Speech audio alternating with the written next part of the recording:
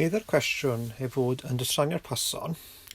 Felly os ydyn yn mynd I drin a dosraniad Poisson, y tri peth rydym bob amser a diddordeb mewn gweld yw ar hap, a mae gennym hwn, yn annibynnol a chyfradd gyson gymedrig.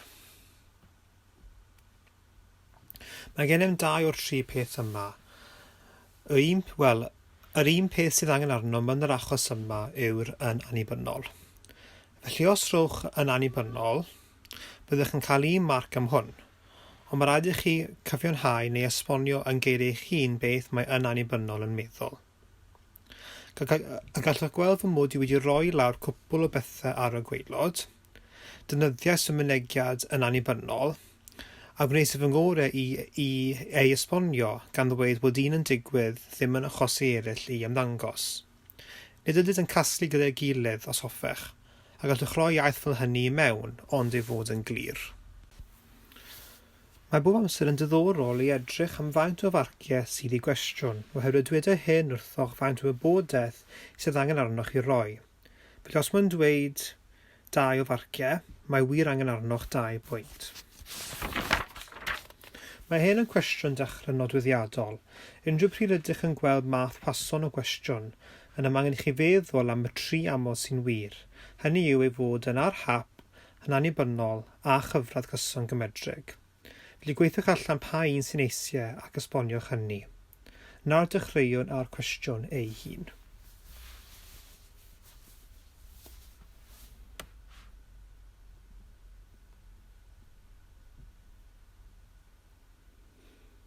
Iawn, felly byddai jyst yn newid y slaid I fynd i'r nesaf yn ni. Felly, beth oedd gennym yn un rhan blaenorol oedd y cyfradd gyson o 2.5 ml. Na fi'n flin 2.5 bacteria ym mhob 10 ml o'r hylif.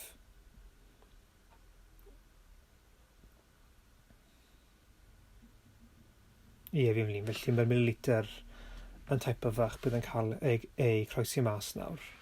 Na ni. Felly, golyga hyn fod beth sydd gennym fan hyn yw dosraniad Poisson. Nid oes ots os ydych yn rhoi P neu Poisson fyna. Gyda dosraniad Poisson, ni thieddwn I ddefnyddio P oherwydd mae P yn tebygolrwydd I fathemategwyr. Beth yn mynd I roi y parameter I mewn? Yn yr achos penodol yma, gyda'r dosraniad Poisson, yr arfer yw I ddynodi y parameter gan lambda. Fan hyn, mae gennym 2.5.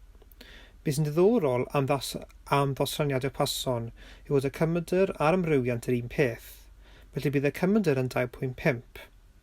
Y peth arall I gofio yw fod Poisson yn dosraniad ar wahanol. Mae'n dymod yn cymryd rhifau cyfan. Felly bydd gennych dim ond 1 bacteria, neu 2 bacteria, neu 3, neu 4, neu 5.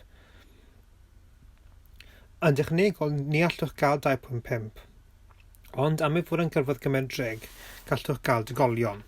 Peidiwch â chael eich dal allan ar y fath yna o beth. Hoffwn ddarganfod y tebygolrwydd fod o fewn 10 ml. Felly rydyn yn trin â Poisson o 2.5, fod gennym o leiaf 5. Felly yn wir, mae enwydyn wedi ei ddosrannu gyda'r dosraniad Poisson a pharameter o 2.5. A beth gyfynwyd I ni ddarganfod yw y tebygolrwydd fod x yn fwy na'n hafal I 5.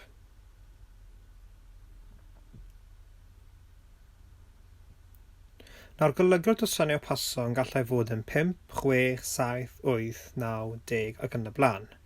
Felly hoffwn gael y tebygolrwydd bod x yn hafal I 5, a nadio i'r tebygolrwydd o x yn hafal I 6, a nadio'r tebygolrwydd o x yn hafal I 7 ac yn y blaen.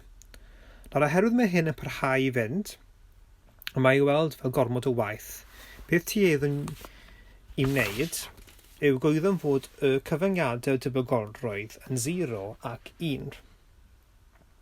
Mae rhywbeth yn sicr o ddigwydd os ydyw'n 1, a mae'n sicr I ddim digwydd os ydyw'n 0. Felly mae tebygolrwydd hoffwn gael o x yn fwy na'n hafal I 5, yn union yr un peth a 1 tynnu I ffwrdd y tebygolrwydd fod x yn llai na'n hafal I 4.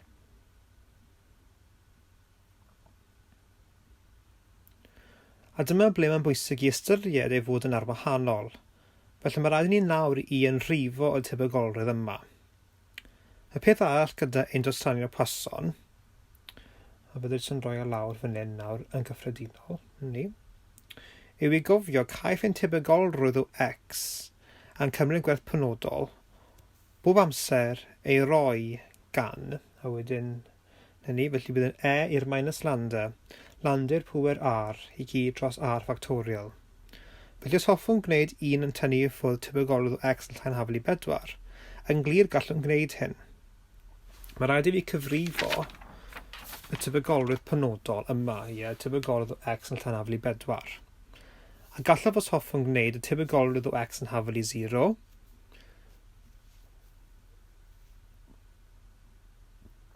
yn adio'r tebygolrwydd o x yn hafel i 1, yn adio i ac yn y blaen yr holl ffordd lan hyd at y tebygolrwydd o x yn hafel i 4.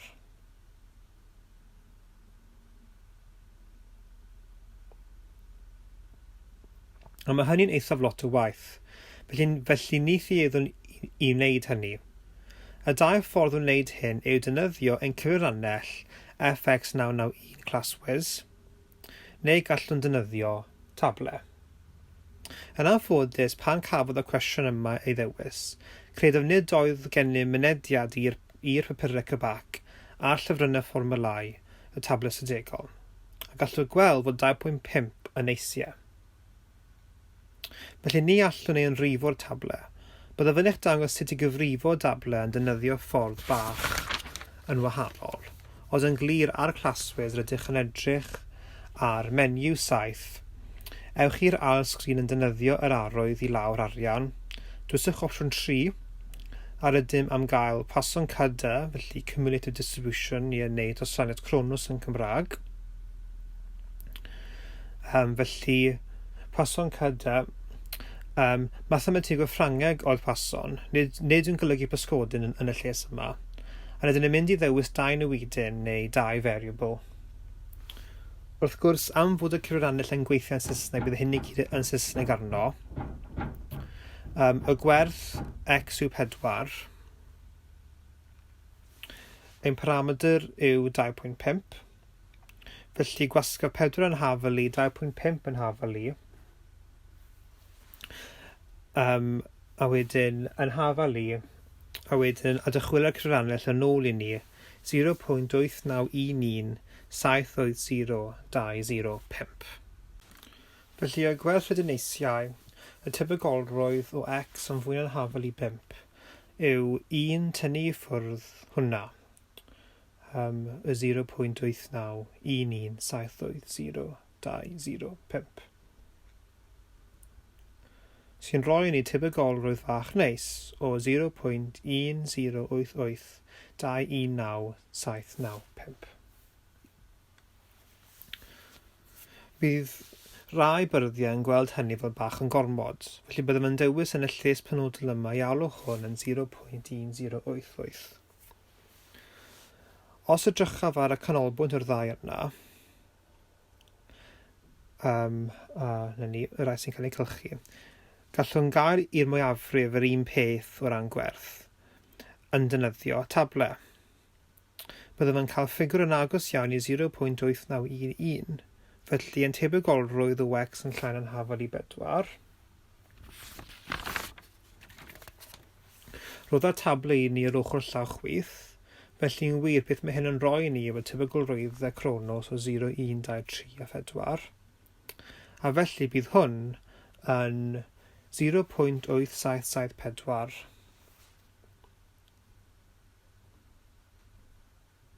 A dio 0.9041 i gyd yn rhannu â 2. A mae hyn yn rhoi rhywbeth yn agos iawn, ond ydyn yn rhyngosod fyna rhwng 2 gwerth, a mae ganddo llai o gywirdeb. Felly cwpl o ffyrdd o wneud, gallaf cyfrif pob un o'n nhw'n ar wahân, neu gallwn defnyddio ein cyfrannell. Tueddau gyfrannell i fod bach yn rhy dda o ran cywirdeb, felly fel gallwch weld, roedd y tabl i 4 lledegol. Mae 4 lledegol yn fesur y symol o gywirdeb gyda cwestiynau ystadegol.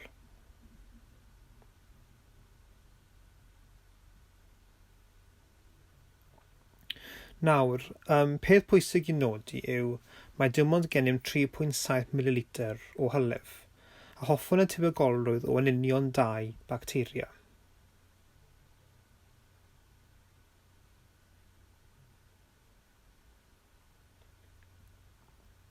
Felly beth edrychwn am fan hyn yw y tebygolrwydd fod x yn hafal i 2. Ac oherwydd mae'n gwerth 3 o farciau, mae hyn yn dod o ddydd cyn y cyfrinellau. Byddaf yn dangos i chi y 2 ffordd o wneud, yn benodol dangosof i chi nifer o ffyrdd o wneud. Yn glir, y peth cyntaf mae angen i ni gwneud yw i weithio allan ein parametr. Beth oedd gennym o 2.5 bacteria mewn 10 ml. Os ydyn yn lleihau hwn i 3.7, mae ein parametr nawr yn 2.5, y nifer o bacteria disgwylo fydd yr ganfod mewn 10 ml, lluosi a 3.7 wedi'i rhannu a 10, oherwydd yn y ffracsiwn sydd gennym. Mae hyn yn troi mas i fod yn 0.925. Felly ein parametr newydd yw fod x yn dosraniad Poisson a parametr o 0.925.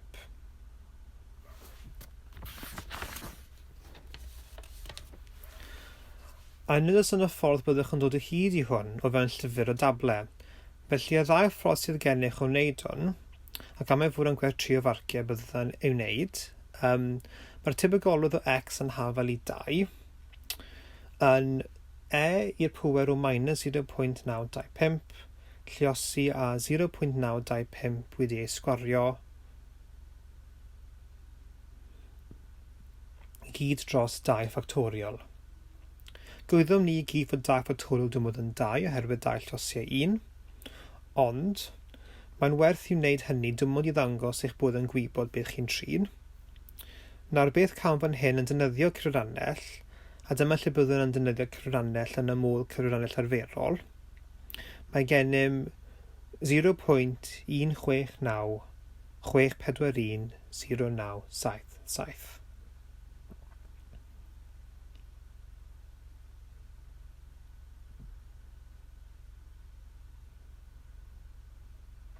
Felly, mae'r tebygolrwydd o x yn hafal i 2.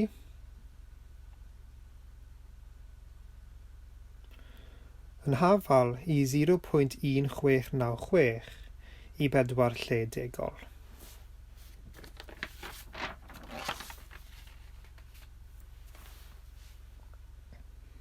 Os hoffech bod yn union, dylsech rhoi 4 yltaf yna, ond mae'n digon i ddweud yna beth sydd gennym. Y ffordd arall i'w wneud fydd i ddefnyddio ein cyfrannell, felly eto RFX991. Ond y tro yma, ac eto mae'n menyw, opsiwn 7, ac yna i lawr arian, i'r ail sgrin, a'r tro yma hoffwn gael opsiwn 2, sy'n Poisson PD, sef probability distribution neu dosraniad tebygolrwydd. Felly nid ydyn gweithio allan dosraniad cronos ond gwerth penodol, ac eto awn 2 newidau neu 2 variable. A'r tro yma mae'n x yn hafal i 2 neu x2, gwasgwch yn hafal i. Ein parametr lambda yw 0.925, gwasgwch yn hafal i. Gwasgwch yn hafal i eto, ac yna cawn ni'n ateb 0.16964109777, sy'n hafal i 0.1696. Yr un peth. Gyda'r cwestiwn yma, mae'n amser yn bwysig i weithio allan beth sydd wedi newid.